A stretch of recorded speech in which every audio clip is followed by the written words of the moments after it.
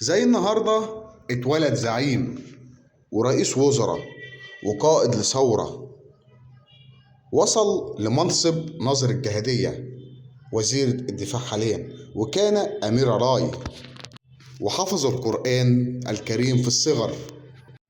زي النهارده ميلاد الزعيم المصري أحمد عرابي.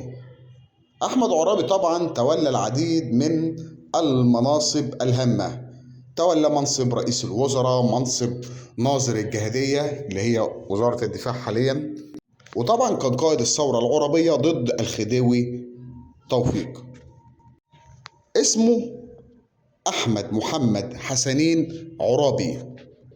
اتولد في 31 مارس سنة 1841 بقرية الرزنة محافظة الشرقية، وتوفى في يوم 21 سبتمبر سنة 1911 عن عمر يناهز 70 عام. زعيم وكان بطل، وليه محطة باسمه عشان تبقوا عارفين بنتكلم عن مين.